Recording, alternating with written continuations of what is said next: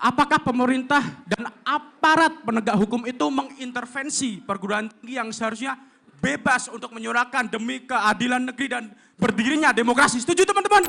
Saya satu-satunya pengusaha disabilitas yang menjadi korban atas buruknya BUMN. Ini pertanyaannya di mana ini kok nggak ada deh. Partai yang ngusung kami ini gagah. Ayo calon presiden maju katakan.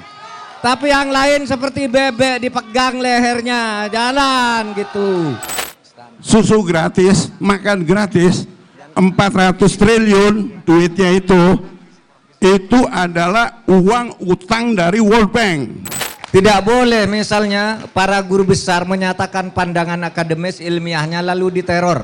Tabrak prof, tabrak prof, tabrak prof, tabrak prof, tabrak prof. Miskin kota bersatu padu rebut demokrasi, bersatu tekad dalam satu suara demi tugas suci yang mulia. Hari-hari esok adalah milik kita, terciptanya masyarakat sejahtera, terbentuknya tatanan masyarakat. Indonesia baru tanpa orba. Marilah kawan, mari kita gambarkan kita terkembang para bangsa. Marilah kawan, sebuah lagu tentang pembebasan Di bawah kuasa tirani, ku susuri garis jalan ini. berjuta kali turun aksi, bagiku satu langkah pasti. Turun aksi, bagiku satu langkah pasti. hidup! Hidup! Oke, semua untuk yang tetap berdiri, kita Prof, izin Prof, saya gandeng tangannya Prof. Ayo kita semua bergandengan tangan. Ayo teman-teman semua ikuti kami. Oke. Semuanya udah siap? Tenang saja Profesor. Kami ada di depanmu. Kami ada di belakangmu. Kami ada di samping Prof Mahfud. Kami percaya ide dan gagasanmu. Jadi Kami siap berjuang bersamamu. Tabrak! Tabrak Prof! Tabrak Prof! Silakan Prof, silakan duduk.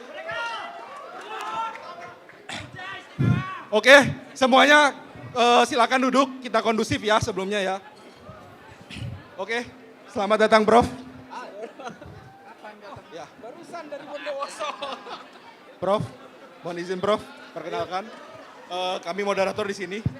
Ya silakan. Ya, Perkenalkan. pertama-tama perkenalkan, nama saya Syahrul Kurniawan.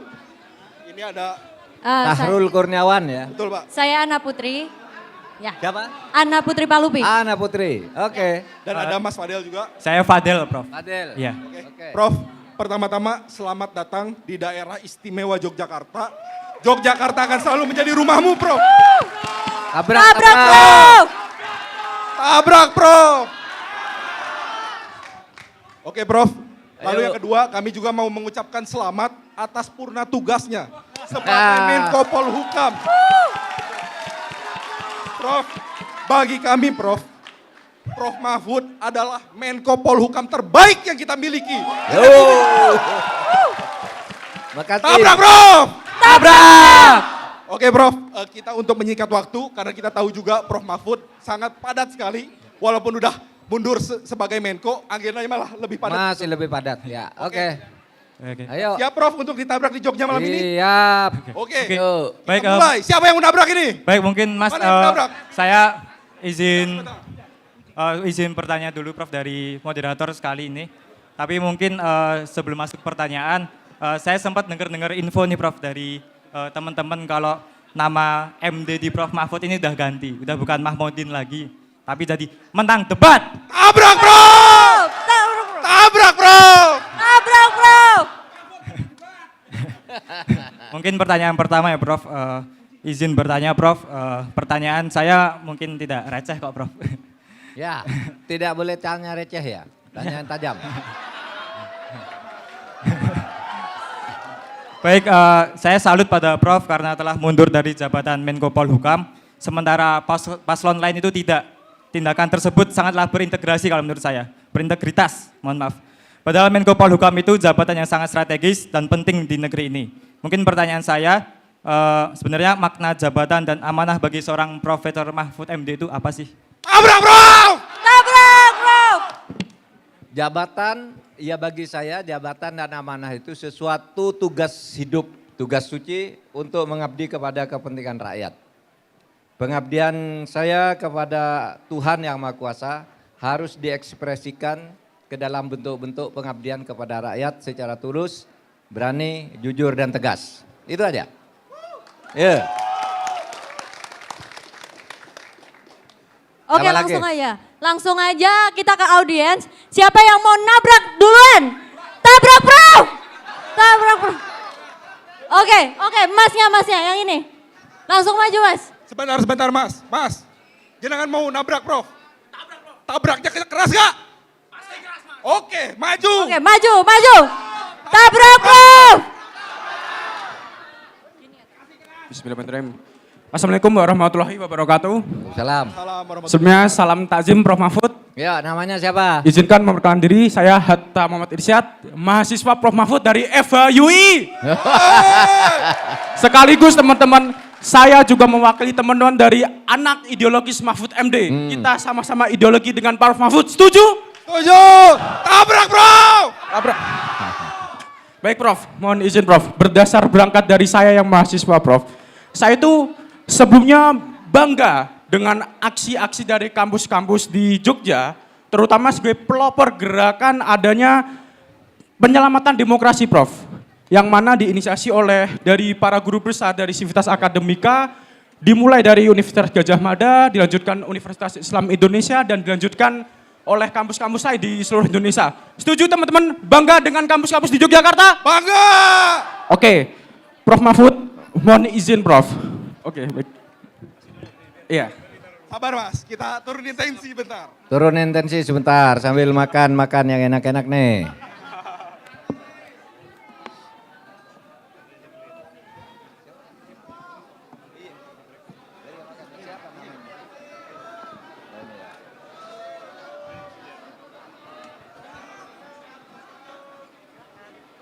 Oke, silakan lanjut Mas. Baik, mohon izin teman-teman, saya lanjutkan.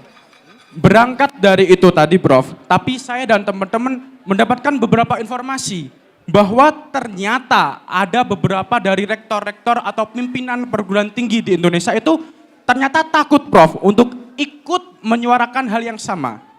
Oke, dan pertanyaan saya Prof, apakah Prof Mahfud sebelum mundur dari jabatan Menko Polhukam ataupun saat sampai detik ini mendapatkan laporan adanya itu? Kalaupun iya Prof, bukankah itu artinya pemerintah membungkam suara rakyat? Setuju teman-teman? Setuju. Tabrak, Prof! Apakah pemerintah dan aparat penegak hukum itu mengintervensi perguruan tinggi yang seharusnya bebas untuk menyuarakan demi keadilan negeri dan berdirinya demokrasi? Setuju teman-teman? Setuju. Begitu Prof. Terima kasih. Wassalamualaikum warahmatullahi wabarakatuh. Ya, terima kasih. Adanya intervensi nanti saya tunjukkan bahwa itu mungkin saya terjadi. Tapi kalau mengatakan perguruan tinggi takut karena adanya tekanan itu tidak juga. Karena sampai sore ini sudah 59 perguruan tinggi yang terus mengalir. Ya. Dan ini akan terus, setiap perguruan tinggi akan menyatakan sikap untuk mengawal pemilu dan munculnya pemerintahan yang beretika. Itu. Nah, oleh sebab itu karena sedang di Jogja, mari kita mengucapkan terima kasih kepada para guru besar dan Civitas Akademika UGM yang telah memulai lebih dulu untuk mengajak perguruan tinggi lain menyatakan sikap yang sama. Saudara sekalian, saya dapat laporan. ada semacam operasi untuk menekan rektor-rektor lain yang belum menyatakan sikap dan akan membuat deklarasi untuk kebaikan bangsa, untuk membangun demokrasi yang bermartabat. Sesudah UGM itu muncul lalu bermunculan jadwal, tetapi bersamaan dengan itu juga muncul sebuah operasi yang mendekati rektor-rektor yang belum mengemukakan pendapatnya, belum berkumpul untuk deklarasi. Mereka ini diminta untuk menyatakan sikap yang berbeda. Sikap yang berbeda didatangi mereka untuk menyatakan bahwa Presiden Jokowi baik, pemilu baik, penanganan COVID terbaik dan sebagainya. Lawan! Ya. Lawan! Saudara, Prof. ada beberapa rektor perguruan tinggi yang kemudian membuat pernyataan seperti yang diminta oleh orang yang melakukan operasi itu. Tetapi ada rektor yang jelas-jelas menolak, yaitu Rektor Universitas Sugio Pranoto dari Semarang. Dia menyatakan didatangi oleh seseorang untuk membuat pernyataan mendukung bahwa pemerintahan Pak Jokowi baik, pemilu baik, penanganan COVID nomor 1 dan sebagainya. Ya. Nah, itu yang beredar ke rektor-rektor, tapi tidak semua rektor menyetujui pernyataan itu. Ada yang memodifikasi, kemudian ada yang netralisasi bahwa universitasnya tidak ikut-ikut. Tetapi ada juga yang membacakan itu sesuai dengan pesan yang ditulis, template-nya. Coba kamu baca ini. Ada rektor loh yang begitu. Tetapi semakin ditekan perguruan tinggi, semakin menggelombang gerakan-gerakan. Lawan! Lawan! Terus. Lawan! Silakan tabrak lagi. Oke, Mas. Baik, Sudah siapa yang mau tabrak Prof lagi? Terima kasih. Tabrak. Baik. Sebentar. Sabar. Sebentar nih, saya pakai jaket Top Gun nih untuk satset tas tes. Nanti akan dihadiahkan kepada yang terbaik di sini. Tabrak, Prof. Oke, sabar, kondusif dulu. Oke, biar selfie dulu Masnya. Nanti kita tunjuk lagi untuk yang nabrak, oke? Ayo Pak, silahkan Pak.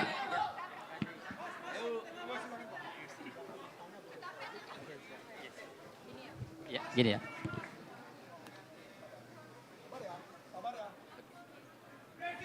Silakan. Oke, terima kasih. Assalamualaikum warahmatullahi wabarakatuh. Waalaikumsalam. Selamat malam, Prof. Kami tertarik ikut tabrak, Prof. Tabrak. Nama saya Bambang Susilo. Saya seorang disabilitas, Prof. Ya. Jadi saya satu-satunya pengusaha disabilitas yang menjadi korban atas buruknya BUMN. Jadi saat ini saya bersama rekan-rekan seluruh Indonesia ada sekitar 300. Hutang BUMN 1,2 triliun tidak dibayar secara nasional. Lawan! Dan saya pribadi turut membangun underpass Kendungan, Prof. Jadi yang turut memperlancar perjalanan Prof dari Maguwo ke bandara. Nah, kebetulan saya punya usaha yang karyawan saya disabilitas. Kami ngirim batu untuk membangun pondasi underpass Kendungan sampai sekarang tidak dibayar. Tabrak, Prof. Nah, gitu. Nah, ketika kita bersidang sampai ke pengadilan, BUMN ini berdalih dan berlindung pada Undang-Undang Kepailitan. Jadi Undang-Undang Kepailitan ini sengaja dipakai untuk berlindung, mempailatkan diri agar tidak membayar hutang kepada rakyat. Oh, Lawan! Tabrak, Prof. Itu. Jadi sampai hari ini banyak sekali korban yang sekarang merasa terjajah hidup di negeri sendiri. Mereka sudah, saya pribadi menjaminkan rumah saya untuk mendapatkan modal untuk ikut membangun underpass Kendungan. Tetapi setelah proyek jadi, saya tidak dibayar oleh BUMN. Malah BUMN Istaka Karya sekarang dipailitkan dan dilikuidasi. Dan ini akan merambat ke BUMN yang lain, rakyat akan menjadi tumbal. Gitu. Jadi saat ini ada sekitar 300 para vendor, pengusaha yang sekarang berharap. 300 orang ya? Gimana, Mas? 300 vendor ya? 300 vendor, dan ini sudah kita sampai ke pengadilan, kita sudah dinyatakan dilikuidasi, Bapak Presiden sudah tanda tangan pembubaran, dan kami tidak tahu harus mengambil uang kami di mana. Tabrak, Prof. Padahal kami disabilitas. Yang kedua, Prof, satu lagi mohon izin, Saya juga seorang pelaku tambang, Prof. Saya sudah 3 tahun mengurus perizinan. Sejak kewenangan perizinan beralih ke pusat dan kemarin terbit Perpres nomor 55 tahun 2002, sebagian kewenangan pindah ke daerah. Ternyata Omnibus Law ini sekarang digembosi dengan Perpres nomor 55. Jadi izin kami di daerah malah kami dipersulit, Prof, di daerah. Timbul raja-raja di daerah, raja-raja kecil yang mempersulit para pelaku usaha. Dan sekarang selama 3 tahun kami kesulitan mengurus izin, tambang ilegal marak sekali. Apalagi di Kabupaten Klaten, Prof. Kami menjadi korban. Apakah Prof berani menabrak? Tabrak!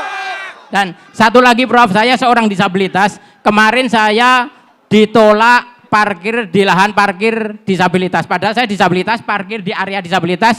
Di Pengadilan Negeri Sleman saya diusir, Prof. Disuruh pindah. Padahal hak disabilitas jelas dijamin oleh Undang-Undang nomor 8 tahun 2016. Apakah Profesor berani nabrak? Nabrak! Terima kasih, Prof. Assalamualaikum warahmatullahi wabarakatuh. Bagus. Duduk aja dulu, Mas Bambang Sunarko, Mas Bambang Sunarko. Kejahatan-kejahatan untuk menipu vendor, bahkan juga menipu anggota koperasi. Dilakukan dengan cara itu, BUMN-nya dinyatakan pilot, lalu utang-utangnya tidak dibayar. Itu yang terjadi di Semarang, PT Koperasi Inti Dana, itu sama. Itu koperasinya sehat, lalu ada 5 orang menggugat ke pengadilan, yang gugat ke pengadilan, lalu dipilotkan, ini disita. Orang yang tidak bersalah itu kehilangan semuanya. Tapi ini Hakim Agungnya kemudian ketangkap, sekarang masuk penjara, ganjaran untuk dia. Jadi ada yang begitu, sama dengan ini. Ini BUMN terus dibubarkan, dipilotkan lewat pengadilan, lalu orang yang punya hak dilupakan, mau nagih kemana tidak tahu. Nah yang begini-gini ini harus dihentikan dan harus terus ditabrak. Tabrak, Bro! Setuju? Setuju. Baik.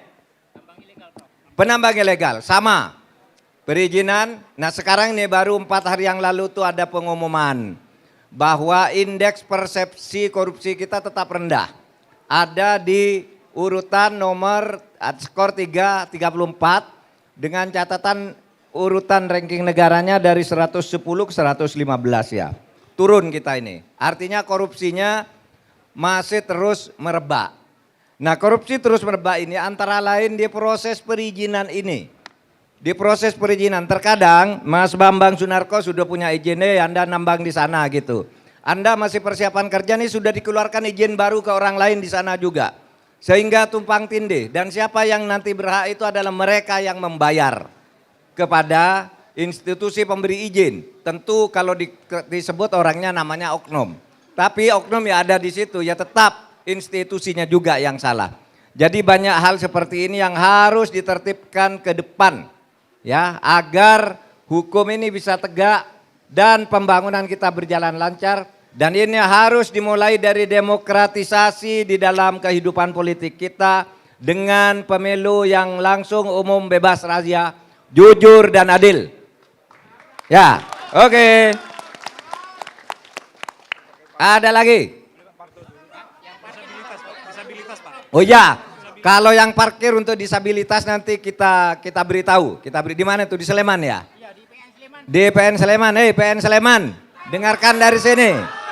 Dengarkan dari sini, menurut aturan untuk disabilitas itu sudah ada tempat yang dibolehkan untuk parkir dan melakukan cara-cara yang khusus sebagai afirmasi menurut Undang-Undang Dasar, menurut konstitusi. Oleh sebab itu hak afirmasi ini jangan dirampas dengan kesewenang-wenangan dan kebodohan. Hei, Tabrak, Bro! Foto. Sebentar. Sip. Perempuan dulu. Prof, izin Prof, berarti kalau tambang ilegal itu solusinya bukan dicabut iupnya ya Prof? Kenapa? Berarti kalau tambang ilegal itu solusinya bukan dicabut iupnya. Oh ya, kalau tambang ilegal itu iupnya tidak bisa dicabut karena kalau ilegal tuh iupnya pasti tidak ada. Itu kalau tambang ilegal itu harus dibuldoser dibawakan tank gitu. Masa iup dicabut ilegal? Yang dicabut tuh kalau yang legal. Yaudah. Oke, langsung lagi siapa yang mau nabrak? Tapi aku mau dengar suara perempuan. Tolong. Oke. Siap, Mbaknya boleh maju. Oke. Tabrak, Prof! Selamat malam Prof Mahfud. Aduh, saya deg-degan. Oh, deg-degan, saya juga deg-degan. Maaf ya. Silakan.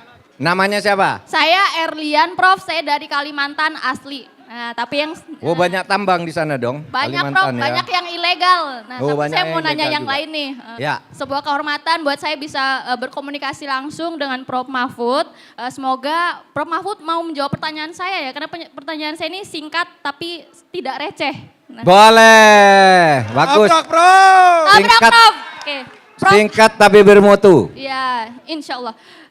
Ini soal DKPP ya Prof ya. Dewan Kehormatan Penyelenggara Pemilu. Oke. Iya. Oke. Prof, hari ini DKPP memutuskan Pak Hasyim Asyari sebagai Ketua KPU telah melanggar kode etik ketika menerima pencawapresan Gibran.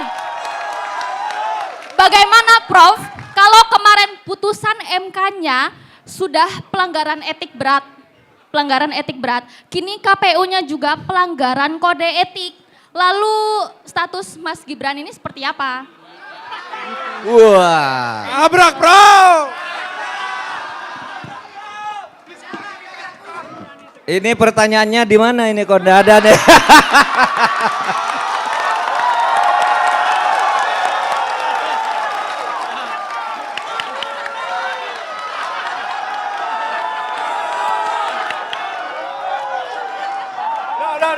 Oke, saya jawab.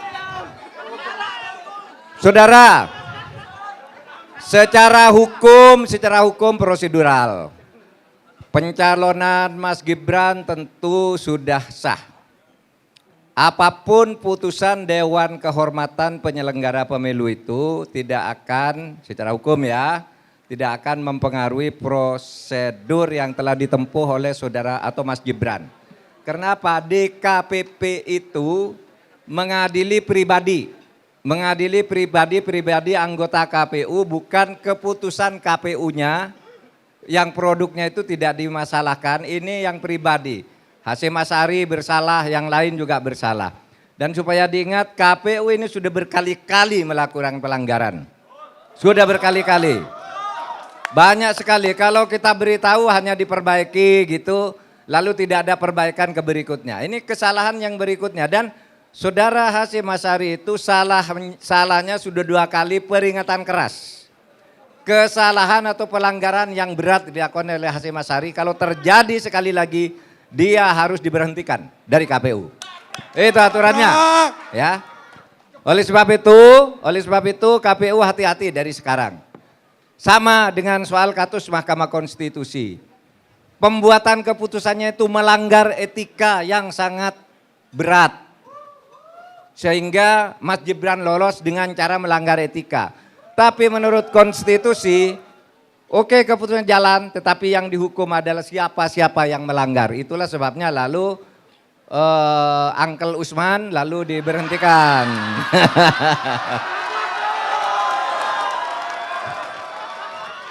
Itu sudah jelas melanggar etika berat. Dan sekarang Uncle Usman ini mengadu lagi ke PT UN agar pencopotannya dibatalkan. Saudara, itu salah lagi. Karena PT UN itu hanya mengadili keputusan tata usaha negara yang bersifat konkret, individual, dan final. Sedangkan keputusan MK ini bukan keputusan tata negara, melainkan keputusan profesional Dewan Etik. Sehingga PT UN jangan main-main untuk mencoba mengabulkan permohonan Uncle Usman. Tidak boleh. Itu aja ya jawabannya itu. Mau foto kamu kan? Ayo foto. Kalau dijawab berarti pertanyaan saya nggak receh ya Prof ya? Tidak receh, pertanyaannya kalau bagus. Gitu saya foto. Bagus dan aktual. Ayo.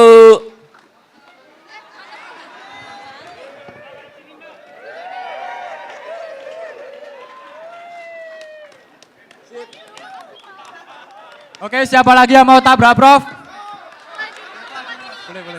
Boleh Mbak, silakan. Berdua, boleh. Tenang ya, kondusif ya. Assalamualaikum warahmatullahi wabarakatuh. Waalaikumsalam warahmatullahi wabarakatuh. Selamat malam Prof. Mahfud. Sebelumnya izin memperkenalkan diri, nama saya Gita Laksita Jatismara, biasa dipanggil Jatis, dari SMA Negeri 1 Yogyakarta.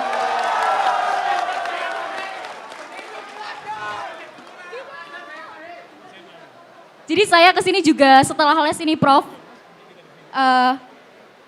Sebelumnya izin menekankan bahwa posisi saya di sini sebagai siswi yang netral, saya belum menentukan pilihan kepada 02, 01 ataupun 03 Prof. Oleh karena itu berdirinya saya di sini untuk memperkuat kepada siapa saya harus memilih.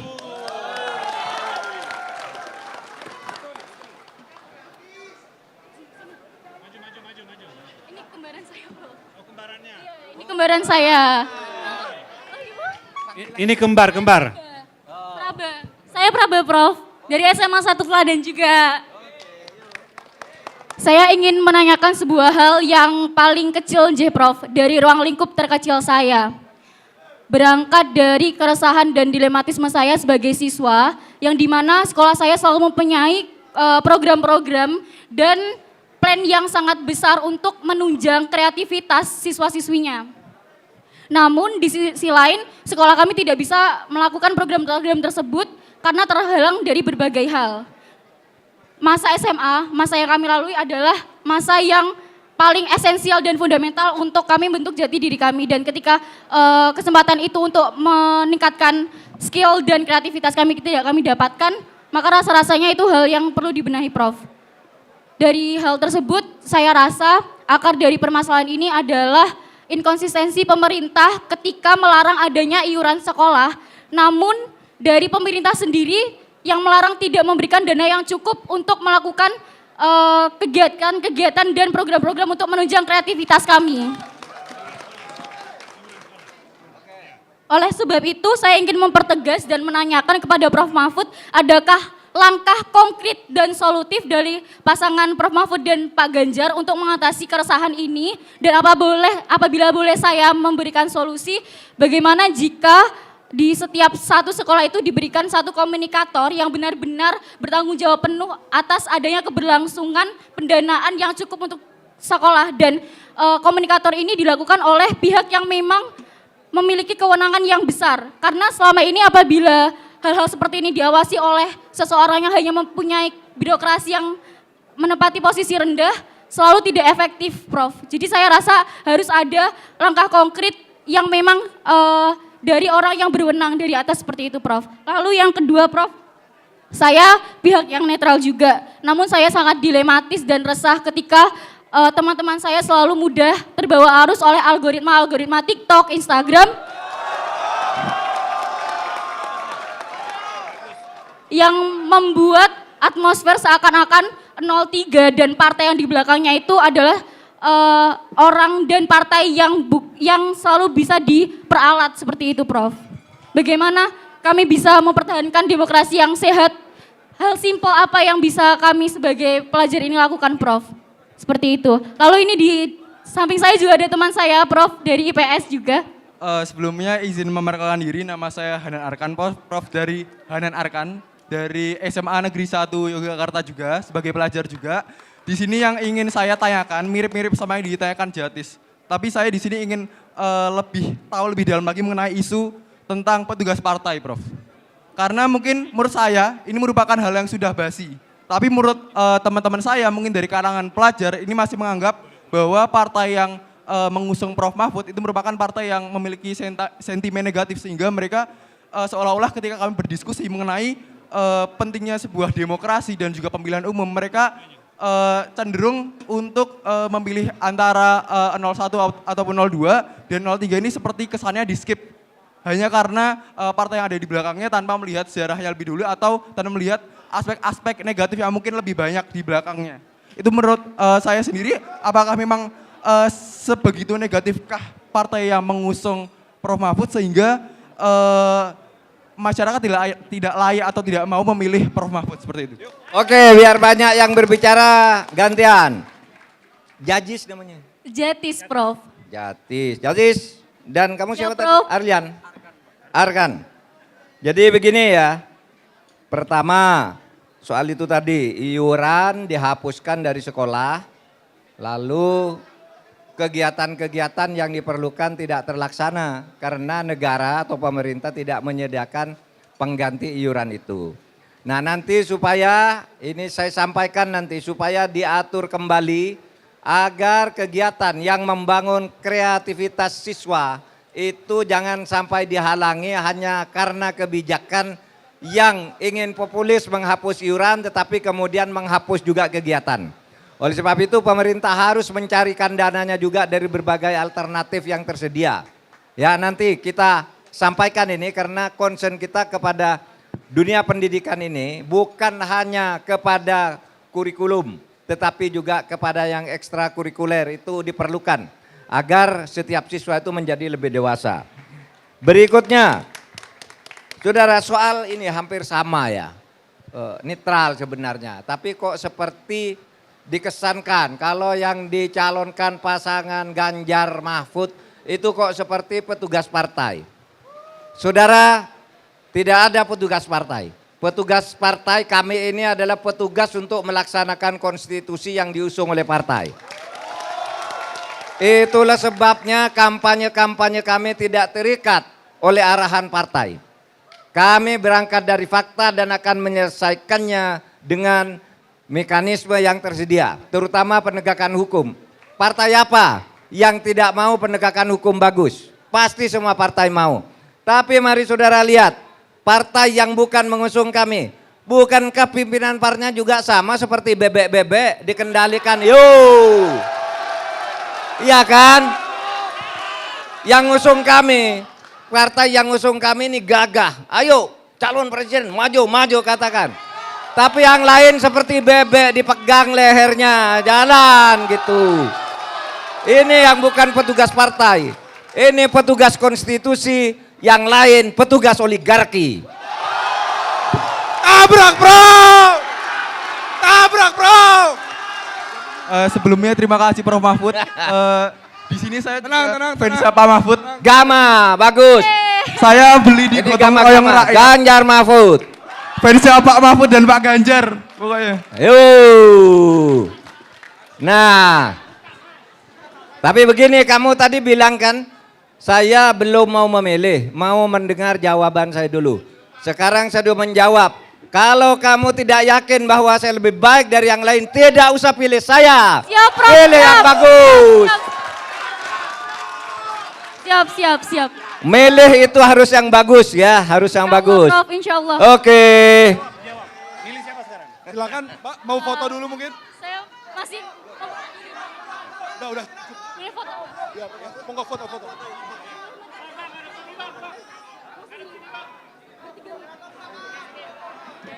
Sabar ya teman-teman ya. Oke, sabar. Del.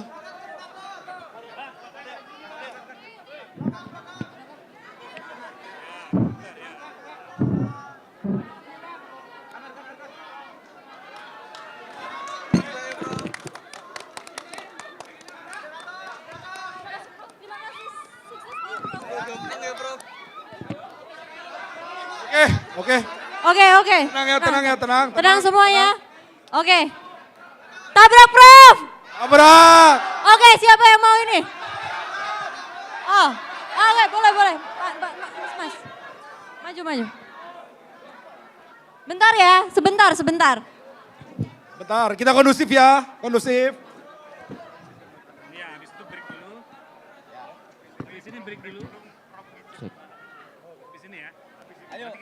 Oke, izin Prof.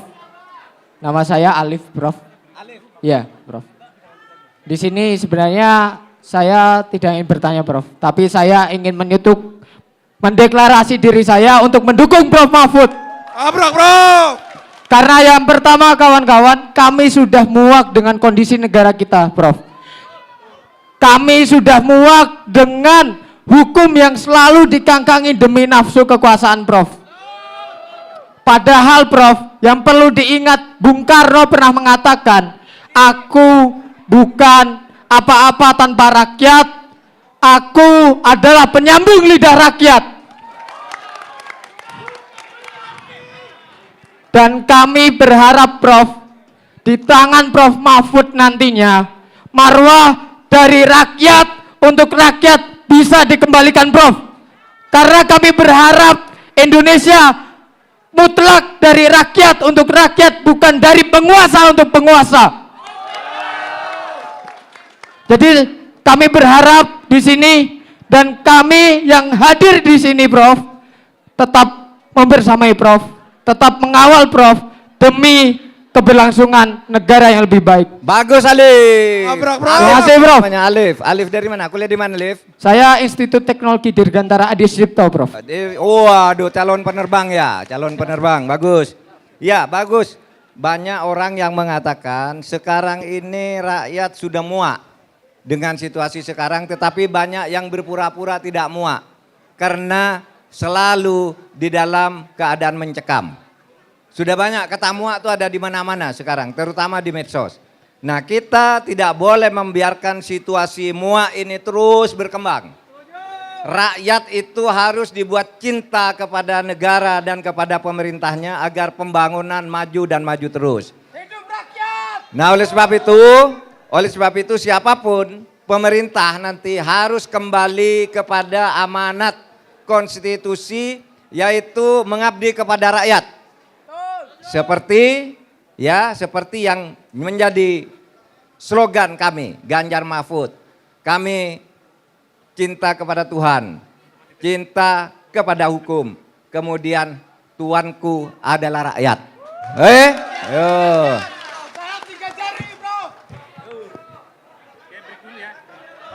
Kita break dulu 5 menit. Cukup? Udah cukup? Ayo Alif, selfie. Oke.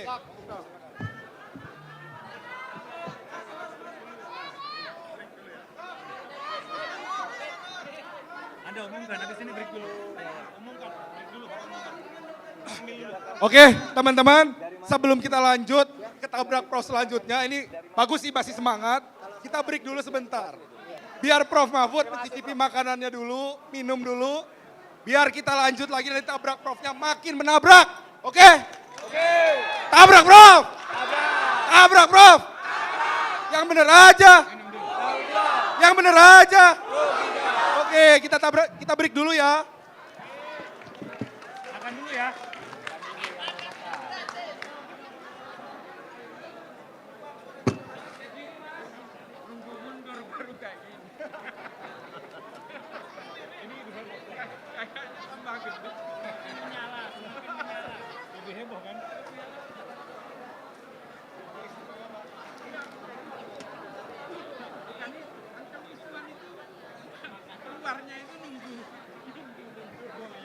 Jadi tadi kan namanya Prof Mahfud MD udah ganti jadi menang debat. Sekarang ganti lagi MD-nya. Jadi minum dulu, makan dulu. Garing ya? Oke, apa. Hei, kita lanjut break dulu, sama-sama.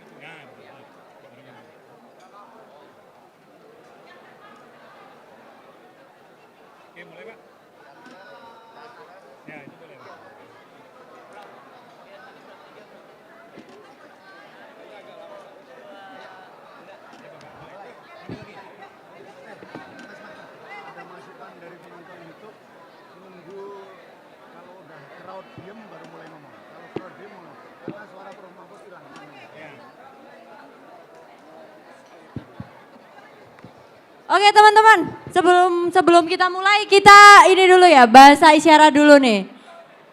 Teman-teman bisa ikutin aku. I love you. Salam metal. Oke, ulangi ya. Oke, ulangi. Kita semua berdiri ya, Oke teman-teman, kita mulai ya. I love you. Salam metal. Tabrak Prof. Oke.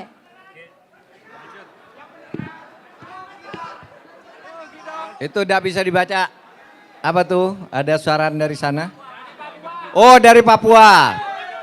Saudara, kalau berteriak jangan berkepanjangan. Tuh ada pesan dari luar sana, dari jauh di Jakarta. Itu ternyata kalau saudara berteriak, suara saya tidak terdengar di YouTube. Kita saudara nih didengarkan oleh seluruh dunia. Ya, ada di Amerika, di Australia, di mana tadi Jakarta telepon. Tolong kalau orang sedang berteriak, Pak Mahfud jangan bicara dulu karena mengganggu yang di sana tidak dengar. Ya, atau saya yang menyesuaikan aja, kalau saudara diem baru saya bicara. Bisa? Itu ada Papua tadi tuh, terserah, ini ada moderatornya. Baik, siapa lagi yang mau tabrak Prof? Bapak yang pakai baju biru boleh? Silakan Pak. Ya, dari penyandang disabilitas. Ya. Tolong dikasih jalan bapaknya. Oh, dikasih jalan ya untuk bapaknya. Bantuin.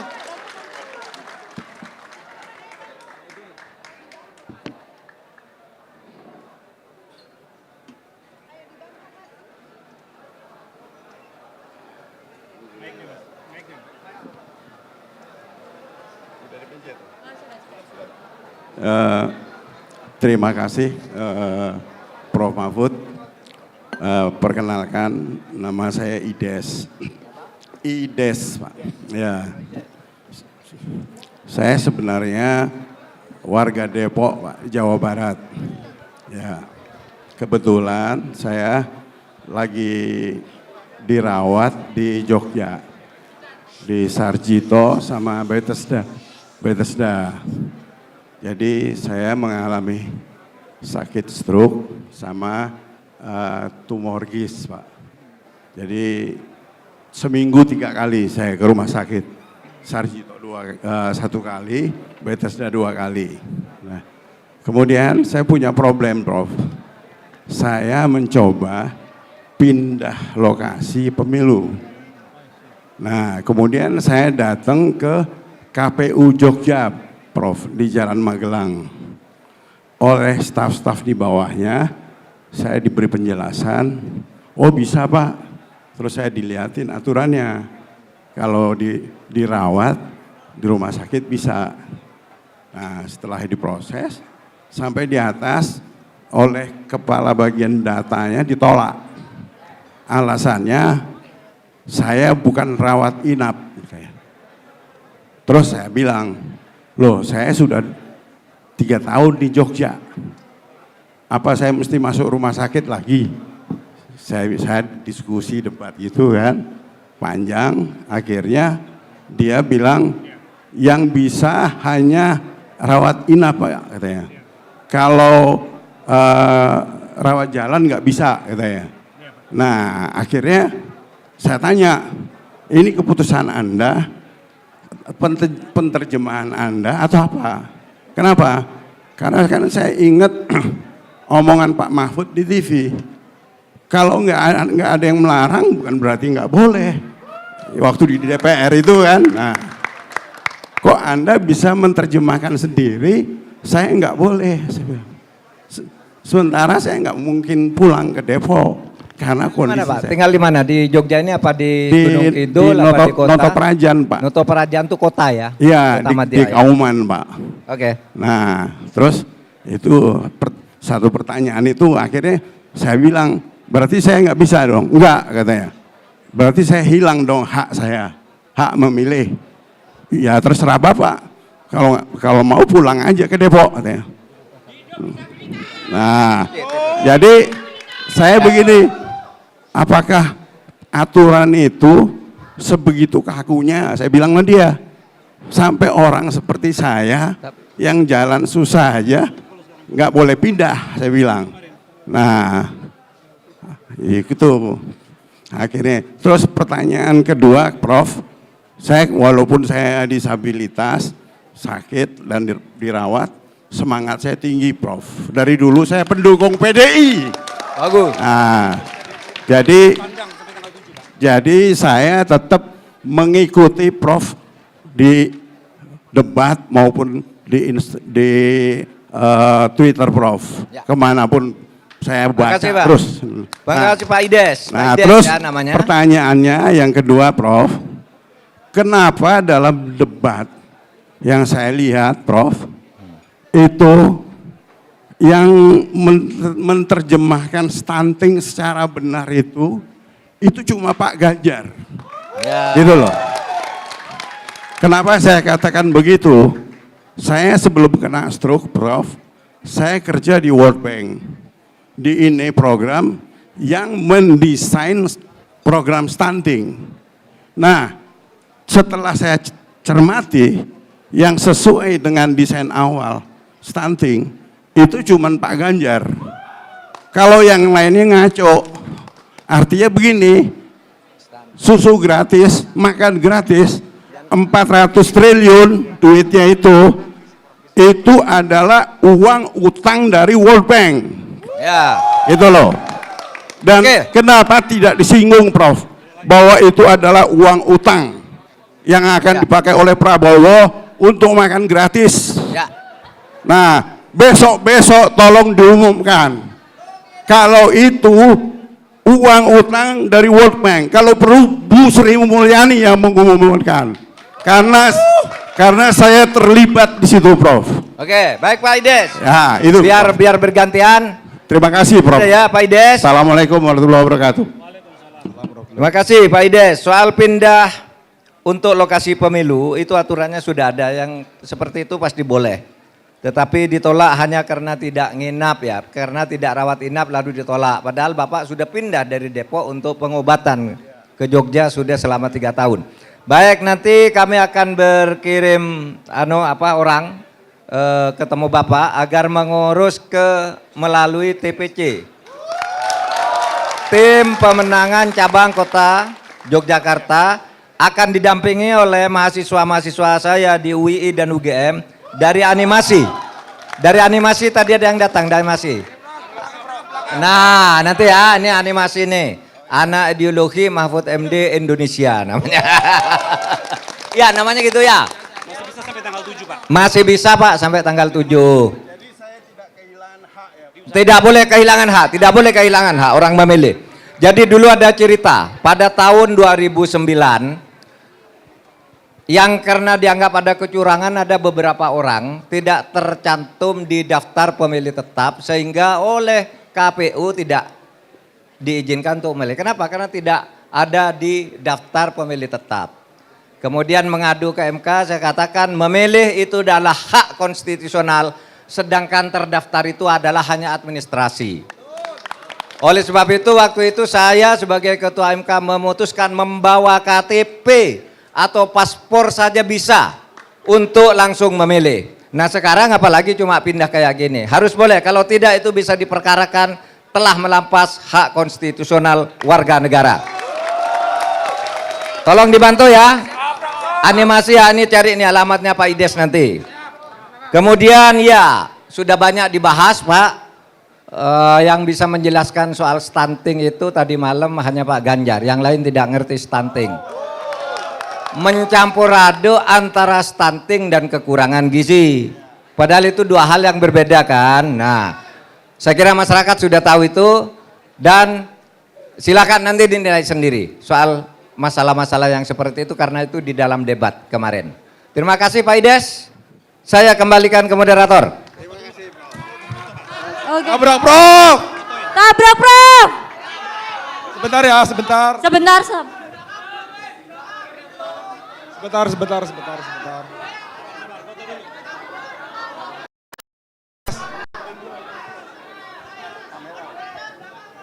Sabar.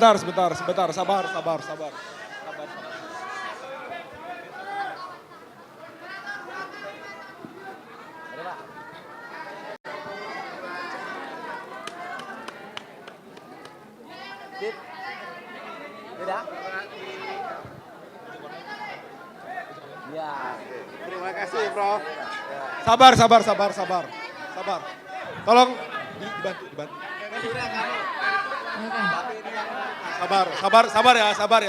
Sabar ya. Gak bisa milih karena administratif. Yang bener aja. Rugi dong. Yang bener aja. Rugi dong. Oke, selanjutnya. Bentar. Oke, kita kasih kesempatan yang belakang dulu ya. Kita kasih kesempatan yang belakang. Yang dari Papua. Oh, itu Bapak yang pakai ojek online boleh ke sini, Pak.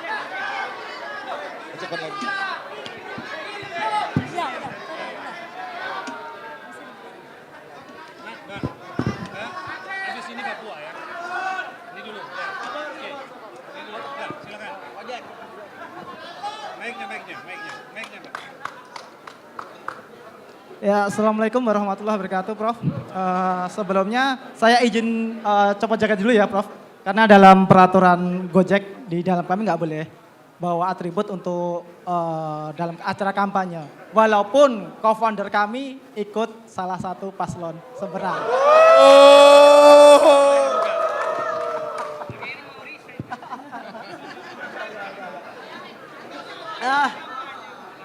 Jadi gini, Prof. Saya bawa catatan karena saya nggak begitu pintar berbicara.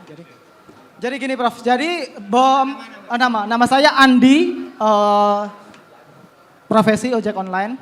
Jadi saya dan teman-teman tuh 4 tahunan lah pernah mengusulkan bahwa selama ini ojek online itu tidak ada payung hukumnya, legalitas ojol tidak ada. Iya, ojol. Kami sempat ke KSP, hanya dijanjikan. Terus kami coba masuk ke Komisi 5 tahun 2019 itu masuk prolegnas. Dan sampai sekarang itu masih dalam pembahasan naskah akademik. Kami selama 4 tahun selalu menunggu proses itu tapi tidak pernah ada pembahasan. Terakhir itu kalau nggak salah pembahasan itu tanggal 14 November tahun 2022. Sedangkan sebagai perbandingan saja ya Prof ini, berbeda dengan pembahasan UU Omnibus Law yang mencakup 1.200 pasal, itu hanya bisa diselesaikan dalam 167 hari. Sedangkan kami sampai 4 tahun itu menunggu ini tanpa ada kejelasan, karena tanpa adanya legalitas, entitas dari bisnis ini sendiri itu masih abu-abu, itu pertama. Kedua, sistem kemitraan antara kami dengan perusahaan aplikator ini tidak jelas. Karena memang tidak ada payung hukum yang melindungi kami.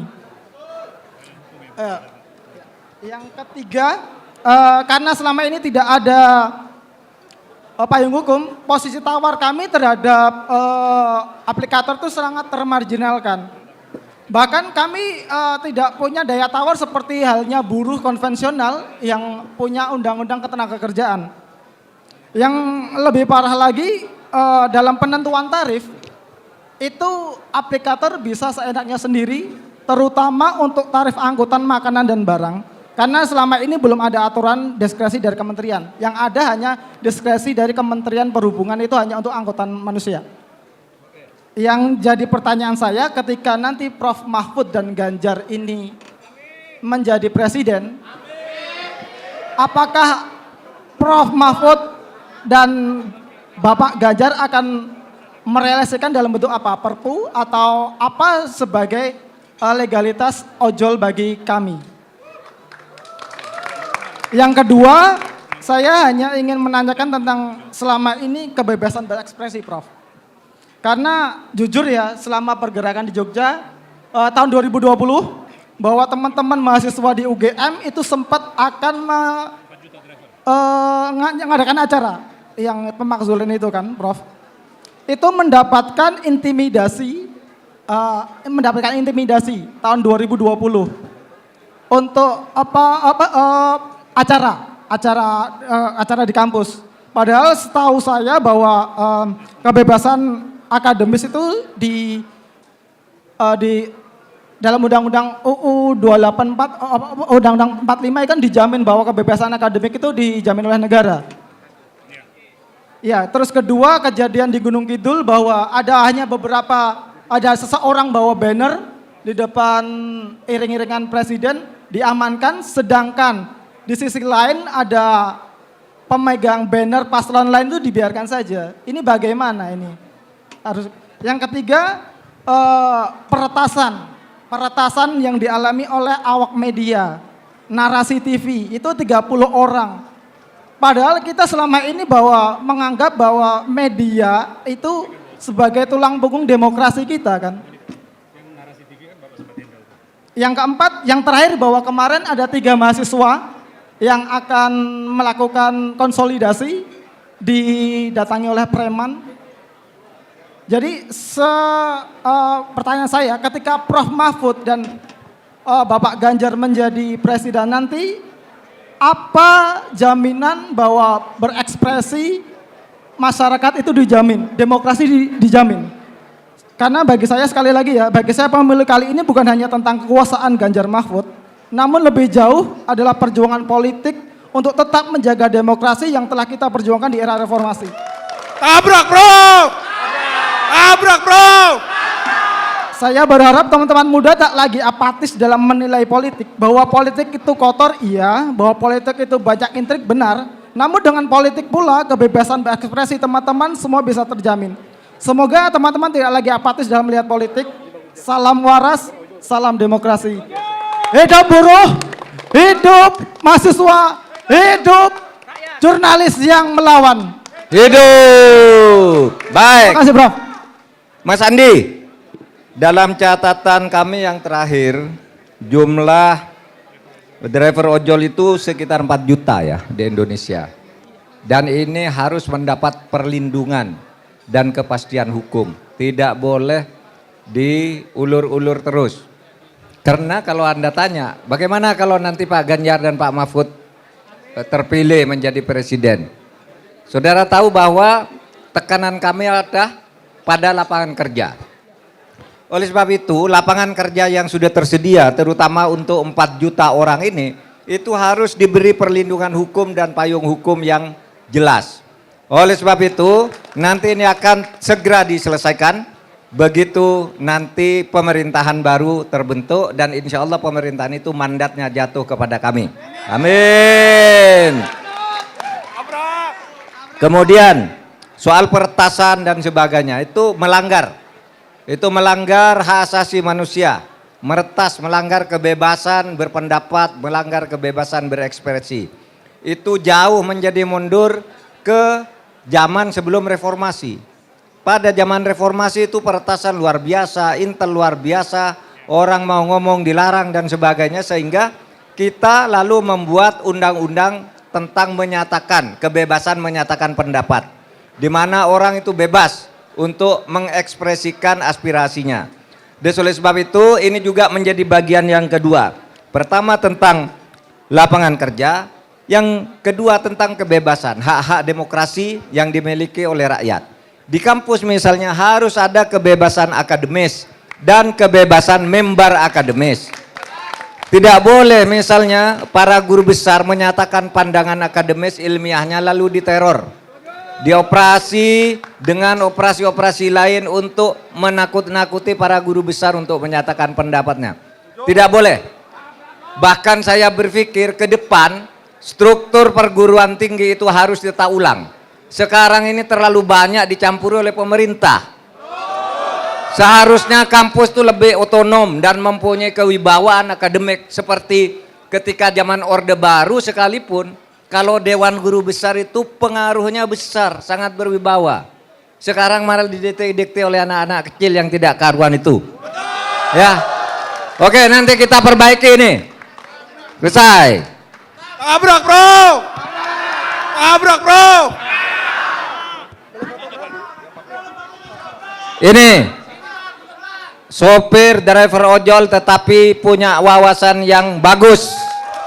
Ini namanya Andi. Di foto. Yo, Andi. Iya, selesai.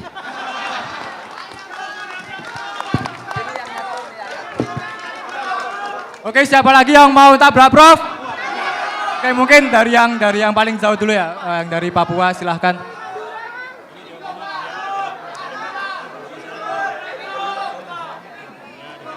Sabar ya, nanti kebagian insya Allah ya. Kita kondusif yang penting ya. Cek. Ya baik, terima kasih atas waktunya, Prof. Sebelumnya perkenalkan, nama saya Kosmos Dimara. Kosmos Dimara. Ya, Magicom. Ya, saya asalnya dari Mutus, Distrik Waigo Barat, Kabupaten Raja Ampat, Provinsi Papua Barat Daya. Saya di sini kuliah di UGM, Fakultas Teknik. Saya juga buat catatan, tapi ini bukan catatan MK. Prof. Mahfud izin saya menyampaikan saat ini perampasan atas tanah adat, kekerasan dan pelanggaran-pelanggaran HAM terus terjadi di tanah Papua. Pelanggaran HAM berat hingga ini belum terselesaikan dengan baik oleh pemerintah. Pemerintah saat ini hanya menyelesaikan masalah dengan cara otoriter. Mengirim puluhan ribu aparat untuk menyelesaikan persoalan di tanah Papua. Banyak warga sipil harus mengungsi dan banyak air mata darah masyarakat Papua terus bercucuran ke tanah mereka. Padahal dalam Undang-Undang Republik Indonesia Nomor 2 Tahun 2021 tentang perubahan kedua atas Undang-Undang Nomor 21 Tahun 2001 tentang otonomi khusus bagi Provinsi Papua, pasal 1 ayat 1 sampai dengan ayat 23, ini kalau ada salah nanti dikoreksi Prof, telah mengatur mengenai hak dan perlindungan bagi masyarakat adat Papua. Namun undang-undang tersebut hingga hari ini tidak menjamin keselamatan, perlindungan dan hak bagi masyarakat adat Papua. Tabrak bro! Pertanyaan saya ada dua. Yang pertama, jika undang-undang saja tidak menjamin keselamatan, perlindungan dan hak masyarakat adat Papua, langkah lain apa saja harus diambil untuk menyelesaikan persoalan tersebut? Yang kedua, sebagai cawapres Prof, ketika terpilih, langkah atau konkret atau strategi yang ditawarkan Prof untuk menyelesaikan persoalan yang terjadi di Papua seperti apa? Demikian. Dan saya izin menutup dengan menyampaikan sedikit lirik dari sebuah lagu yang dipopulerkan oleh Kakak Edo Kondologit dan doa sulung yang diungkapkan oleh Pendeta Domine Ishak Samuel Kenye di Wasior 25 Oktober 1925, 98 tahun yang lalu, seperti begini untuk lagunya. Tanah kami tanah kaya, laut kami laut kaya, kami tidur di atas emas, kami berenang di atas minyak, tapi bukan kami punya. Semua anugerah itu kami cuma berdagang buah-buah pinang. Untuk doa sulung yang disampaikan oleh Pendeta Ishak Samuel Kenye, di atas batu ini saya meletakkan peradaban orang Papua, sekalipun orang memiliki kepandaian tinggi, akal, budi dan marifat, tetapi tidak dapat memimpin bangsa Papua. Tetapi bangsa Papua akan bangkit dan memimpin dirinya sendiri. Terima kasih, mohon maaf apabila ada salah kata dalam penyampaian saya. Terima kasih, saya kembalikan. Baik, terima kasih. Adinda Kosmos Dimara dari Raja Ampat, Papua Barat, yang sangat mencintai tanah leluhurnya. Saudara, sekarang di dalam program yang dijabarkan dari visi dan misi Ganjar Mahfud itu ada satu program, yaitu segera menyelesaikan rancangan undang-undang masyarakat adat. Ini nanti yang akan melindungi secara lebih tegas hak-hak atas tanah. Karena sebenarnya tanah-tanah adat itu bukan hanya Papua yang sering diklaim, sering dicaplok oleh investor-investor yang tidak jelas. Tetapi di Riau, di Kepulauan Riau, di Sumatera, di Kalimantan sama banyak. Dan itu salah satu kunci utamanya adalah rancangan undang-undang masyarakat adat yang nanti akan melindungi hak-haknya dan cara mengaturnya. Kalau ditanya, kalau nanti Pak Mahfud, Pak Ganjar terpilih menjadi wakil presiden dan Pak Ganjar presiden, apa yang akan dilakukan? Untuk daerah Papua yang selama ini merasa diperlakukan tidak adil, tentu kami akan mengaktifkan pemerintahan teritorial. Bukan pemerintahan militer, tapi pemerintahan teritorial itu pemerintahan sipil biasa. Berjalan lalu masyarakatnya diberdayakan. Adapun gerakan-gerakan bersenjata yang sifatnya liar akan diselesaikan berdasar ketentuan hukum di bidang penegakan hukum, bukan hukum di bidang militer, agar tidak terkesan terjadi militerisme. Dan itu sudah disepakati semua, rancangan ini sudah disepakati ketika saya menjadi Menko Polhukam, tinggal sekarang implementasinya ke depan kita lakukan. Nah, pelanggaran HAM berat. Pelanggaran HAM berat, saudara sekalian, pelanggaran HAM berat itu bukan soal yang mudah. Pertama, orang tidak tahu bedanya antara pelanggaran HAM berat dan kejahatan berat. Kejahatan berat itu mungkin orang melakukan kejahatan yang korbannya sampai 200 orang. Seperti membakar sebuah mall, seperti meledakkan bom di Bali, itu kejahatan berat. Atau masuk ke kelompok terorisme. Tapi kalau pelanggaran HAM berat, mungkin korbannya sedikit, tapi pelakunya adalah aparat. Itu sebabnya disebut kejahatan pelanggaran HAM berat itu memenuhi sifat terstruktur dan sistematis. Apa itu? Yang melakukan tuh pejabat ini menyuruh ini, caranya begini, lalu ada korbannya. Meskipun hanya satu korbannya itu pelanggaran HAM berat. Tetapi kalau korbannya banyak, yang melakukan itu sesama warga sipil, itu namanya kejahatan berat. Nah saudara, untuk pelanggaran HAM berat ini bukti-buktinya sulit sekali ditemukan. Apalagi kalau sudah belasan tahun yang lalu, peristiwa 65 itu sudah berapa tahun? Sampai sekarang, sudah lebih dari 60 tahun misalnya. Peristiwa tahun 65 itu. Ya, 35 tahun, sudah 58 tahun. Buktinya sudah tidak ada, pelakunya tidak ada. Di dalam hukum pidana itu, siapa yang boleh dihukum adalah pelakunya. Melakukan apa? Pembunuhan dengan cara apa, senjatanya apa, kuburnya di mana, jam berapa terjadinya. Ini semua sudah tidak ada. Sehingga pelanggaran HAM berat ini sekarang saya selaku Menko Polhukam itu mengambil langkah. Yang masalah hukum akan diteruskan ke pengadilan nanti biar DPR yang akan datang bersama Komnas HAM, sekali lagi Komnas HAM bukan pemerintah. Komnas HAM, DPR dan nanti Kejaksaan Agung ikut untuk menentukan langkah-langkah hukum. Tetapi yang korban sekarang ini sudah mulai kami pulihkan lebih dulu haknya. Bukan pelakunya, korbannya. Misalnya di Aceh, di Papua, kami datangi, kamu korban apa, tahun berapa, apa yang diperlukan. Di Aceh itu ada yang perlu rumah, keluarganya perlu rumah, kita kasih rumah. Kamu perlu apa? Pak, sesudah saya jadi pelanggaran dom di Aceh, ini kaki saya yang sebelah putus, saya tidak bisa ke sawah lagi. Kami minta apa? Saya minta sapi 2 Pak, kita kasih sapi 2. Masyarakat sini apa dulu ketika terjadi dom, daerah operasi militer di Aceh? Pak, masjid kami rusak, kami bangun masjidnya. Itu korbannya, Pelakunya terus kita cari. Cuma di dalam pengalaman kita sudah mengadili 34 yang didakwa melakukan pelanggaran HAM berat.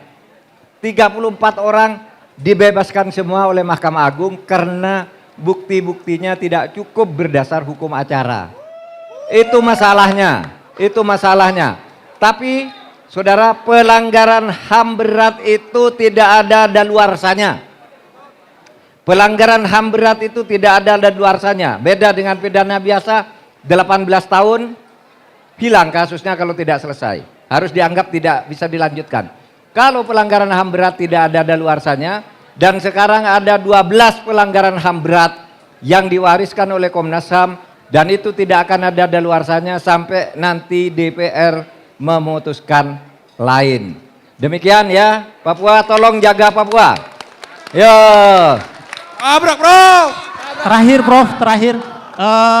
Tolong Papua selalu diperhatikan karena Papua memberikan sumber kekayaan untuk Indonesia. Ya, Papua adalah bagian yang sangat dicintai oleh Indonesia. Terima kasih Prof. Papua adalah Papua, Indonesia, Papua dan Indonesia adalah satu keluarga besar. Ya Prof, terlewat Prof, saya juga dari semua untuk Ganjar Mahfud dan anggota GMKI di sini juga ada abang saya, senior saya juga. Foto sebentar Prof. Silakan Mas.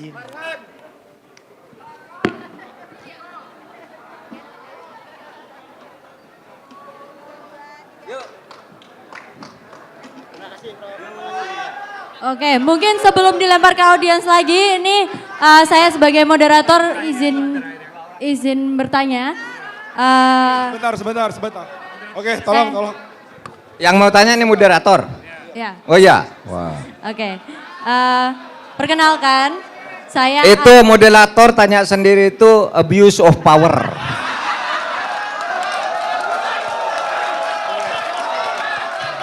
Penting pertanyaannya. Haknya rakyat itu haknya rakyat diambil sendiri secara sewenang-wenang itu abuse of power. Tapi boleh. kesempatan, Prof. Di dalam hukum tuh ada dispensasi namanya. Boleh. Oke, perkenalkan Prof, saya Ana dari Fakultas Hukum UGM. Kan yang membedakan Prof paslon nomor 3 dan paslon lainnya menurut saya adalah program-programnya yang sangat solutif bagi rakyat. Terutama yang 21 program unggulan itu. Tapi saya belum sepenuhnya percaya tentang program kuliah gratis bagi anak TNI Polri. Khususnya yang Tamtama dan Bintara. Apakah itu berlaku bagi semua anak Tamtama dan Bintara se-Indonesia atau gimana Prof? Cukup gitu Prof. Pasti semua anak Tamtama dan Bintara itu mendapat hak yang sama untuk disekolahkan gratis. Ya, karena begini, saudara, saya ini sebagai Menko Polhukam, dulu saya Menteri Pertahanan, datang ke daerah-daerah, ke barak-barak tentara itu rumahnya jelek, sering ditinggal, polisi juga begitu. Sesudah pensiun diusir dari rumah itu, nggak bisa nyekolahkan anaknya. Itu yang sekarang ini banyak terjadi, saudara. Saya pernah datang ke sebuah bank, saya mau ambil uang, lalu ada beberapa orang duduk antri, sudah tua-tua, ringkih gitu, jalannya sudah pincang. Ngapain di situ? Ngambil uang pensiunan, antri setiap bulan yang jumlahnya tidak sampai 2 juta. Jadi tentara, jadi polisi lama. Nah itulah sebabnya kami ini, saya Pak Ganjar sebagai anaknya orang-orang kecil. Pak Ganjar itu anaknya polisi, prajurit. Saya anaknya pegawai negeri yang waktu itu golongan 2C pensiunnya. Pensiunnya 2C itu belum sampai, ya kira-kira dianggap setingkat SMA, sudah pensiun. Nah, kecil sekali gajinya. Saya merasa betapa TNI itu, polisi itu, anak-anaknya terutama itu Ikatan itu perlu perhatian untuk disekolahkan, juga kesejahteraannya. Saya juga saudara tahu enggak, yang paling ribut itu ketika terjadi korupsi di Asabri. Asabri itu yayasan, ya, yayasan untuk menyediakan perumahan para prajurit itu. Itu dikorupsi sampai triliunan. Lihat tentara, orang hidup di perumahan tentara, sudah pensiun, tidak punya rumah lain, diusir. Sementara hak rumahnya sendiri untuk membangun rumah yang disimpan di yayasan itu dia korupsi. Oleh sebab itu kita giring ke penjara.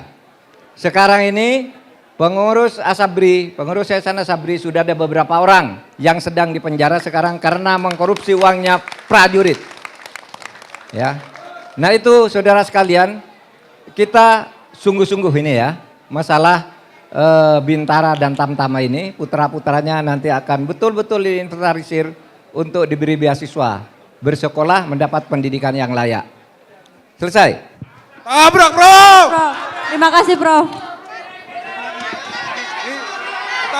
Sebentar. Pertanyaan terakhir. Oke. Kita pertanyaan terakhir dari belakang mungkin ya.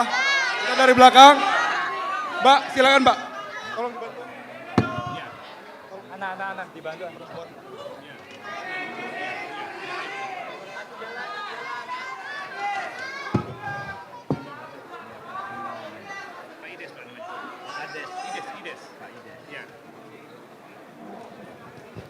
Siapa ini yang mau tanya lagi siapa? Oh ini.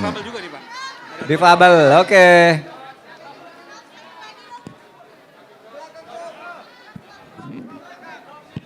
Silakan, namanya siapa? Ida, Prof. Ida. Oh Ida, Mbak Ida. Ini silakan Mbak Ida. Saya anak HIUGM, Prof. Anak? HIUGM. HIUGM, wah hebat. Kalau boleh, Prof, ini pertanyaan pertama mengenai posisi Indonesia Palestina, Prof. Palestina. Yes. Kita tahu bahwa alat-alat persenjataan, amunisi yang diimpor oleh Kementerian Pertahanan saat ini itu sekian persen dari Israel, Prof.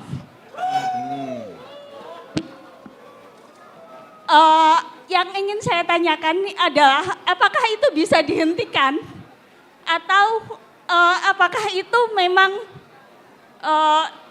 melalui pihak ketiga atau negara ketiga dan bisa dihentikan atau tidak, karena terus terang saya sendiri tidak rela sebagai rakyat Indonesia bahwa kalau itu buatan Cina, buatan Rusia, buatan Amerika itu masih sedikit bisa dimaafkan, tapi kalau buatan Israel it's a big no, apalagi salah satu capres itu justru mengatakan bahwa konflik Israel-Palestina itu cuma rebutan tanah. Saya jadi ingat apakah Indonesia lawan Belanda dulu itu juga cuma rebutan tanah. Kita tabrak. Tabrak, Prof. Yang kedua, Prof, dari zaman dahulu sampai sekarang, difabel itu kerjanya itu sudah ditentukan oleh negara, Prof. Dari zaman Hindia Belanda sampai Orde Lama sampai Orde Baru. Kalau tunadaksa itu yang jahit, yang tunanetra pijat. Zaman sekarang era reformasi, saya mendapati posisi-posisi yang ada di CPNS, posisi formasi yang tersedia itu kebanyakan adalah kalau tidak IT atau administrasi. Tidak ada misalnya, ya jarang, bukan tidak ada. Jarang misalnya periset, ahli media, analis atau yang lain. Ya, itu tidak setiap tahun ada. Justru yang banyak itu IT, administrasi, kesekretariatan. Itu mohon maaf ya Prof, itu saya juga jadi agak khawatir dengan masa depan saya gitu. Bukan berarti pilihannya hanya ke arah situ, tapi itu kan salah satu alternatif di masa depan begitu. Ya, apakah panjenengan akan siap menabrak dan membuat masa depan difabel itu lebih cerah, Prof? Siap. Masa dari zaman Hindia Belanda sampai zaman sekarang, Oh. ada perubahan, rugi dong. Coba. Terima kasih Mbak Ida. Bayangkan nih Mbak Ida ini difabel, sekarang kuliah di HI atau Hubungan Internasional Visipol UGM. Bisa. Saya Jadi kalau punya kemampuan bisa. Saya tidak mau hanya ditaruh di sekolah khusus dan dikasih makan gratis, Prof. Oke. Tabrak, Prof. Mau di sekolah khusus dan tidak mau dikasih makan gratis karena manusia itu punya harga diri, gitu kan? Yo. Iya tuh.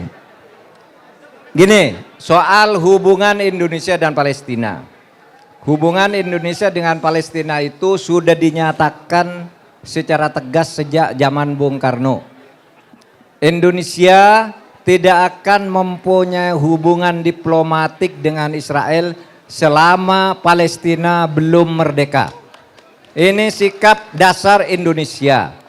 Karena tanah Palestina itu adalah ya tanah Palestina. Sehingga kita menganut Israel silakan punya negara, Palestina punya negara. Itu yang menjadi posisi Indonesia. Dan itu dulu yang dinyatakan oleh Bung Karno di dalam konferensi Asia Afrika tahun 1955 dan kemudian juga dipidatukan di Perserikatan Bangsa-Bangsa. Oleh sebab itu mengimpor senjata dari Israel itu tidak boleh. Kenapa? Karena itu tidak ada hubungan diplomatik. Waktu saya dulu jadi Minhan itu tidak boleh mencari senjata ke Israel. Seumpama pun harus beli dari sana harus lewat ketiga juga. Israel jual ke sana dulu, jual sana dulu lalu kita beli. Meskipun resikonya lebih mahal tetapi kita tidak membuka hubungan diplomatik dengan Israel. Itu posisi Indonesia sampai sekarang. Dan itu yang ditunjukkan oleh Menteri Luar Negeri kita Ibu Retno Marsudi di Perserikatan Bangsa-Bangsa sampai hari ini. Ya, itu posisi Indonesia di dalam dunia internasional dalam konteks Israel. Kemudian di dalam konstitusi kita itu ada konsep tentang afirmasi. Afirmasi itu artinya perlakuan khusus terhadap orang yang mempunyai kebutuhan khusus. Afirmasi itu prakteknya yang ekstrim adalah melanggar aturan, melanggar keadilan agar tercipta keadilan baru. Misalnya di Amerika, orang kulit hitam itu selalu diberi jatah tertentu sebagai kebijakan pendidikan di sekolah-sekolah pemerintah. Karena kalau diperlakukan sama, tesnya sama, syarat ininya sama, orang kulit hitam pada waktu itu tidak akan bisa masuk sekolah. Sehingga lalu pemerintah Amerika membuat afirmasi, affirmative policy, itu yang memberi kursi khusus meskipun tidak usah ikut tes. Memberi misalnya di mobil itu ada kursi khusus dan cara naik khusus bagi orang cacat, itu bagian afirmasi. Di Indonesia sama, ada afirmasi. Misalnya anak-anak Papua tadi ini, anak Papua boleh masuk sekolah-sekolah terkenal, universitas terkenal di seluruh Indonesia tanpa ikut tes yang sama. Boleh menjadi pegawai negeri sipil di Papua tanpa ikut tes CPNS seperti CPNS lain. Itu namanya afirmasi. Karena kalau diberlakukan sama, itu orang akan kalah terus. Maka diberlakukan ketidakadilan dulu sampai nanti tercapai tingkat keadilan yang sama. Baru nanti diberlakukan sama. Nah sekarang untuk Papua dan difabel, disabilitas itu kita tetap melaksanakan perintah Undang-Undang Dasar yaitu memberi afirmasi, memberi perlakuan khusus. Dan itu juga ada undang-undangnya kan? Di setiap kantor pemerintah harus ada sekian persen, setiap kantor swasta harus sekian persen gitu. Cuma tadi masalahnya di kantor-kantor pemerintah tuh pekerjaan yang disediakan untuk difabel itu, terutama kalau CPNS itu ada menyangkut soal IT dan administrasi ya. Sebenarnya kalau untuk ini tadi usulnya misalnya analis, kemudian riset, peneliti gitu. Nanti kita tata kembali ini, insya Allah kita tata kembali. Mudah-mudahan semua warga negara mendapat perlindungan yang sama. Yo. Cukup ya.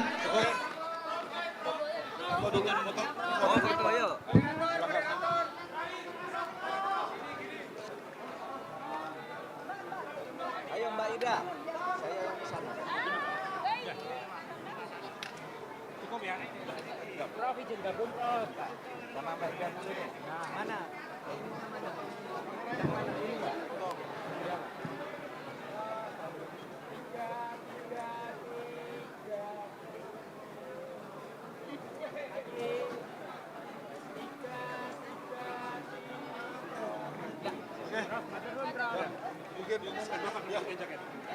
Ya, sebelum kita tutup, ini pertanyaan paling penting, Prof. Kira-kira jaket ini akan diberikan kepada siapa, Prof? Siapa yang dari Bandung? Saya berikan jaket, biasanya jaket ini, Top Gun ini diberikan, saya serahkan ke moderator untuk diserahkan kepada siapapun. Tapi kali ini saya akan menggunakan hak prerogatif. Saya akan serahkan jaket ini kepada Bapak Ides yang tadi difabel lalu dirawat dari Bandung ke Jogja dan sudah tinggal di Jogja. Silakan Pak Ides.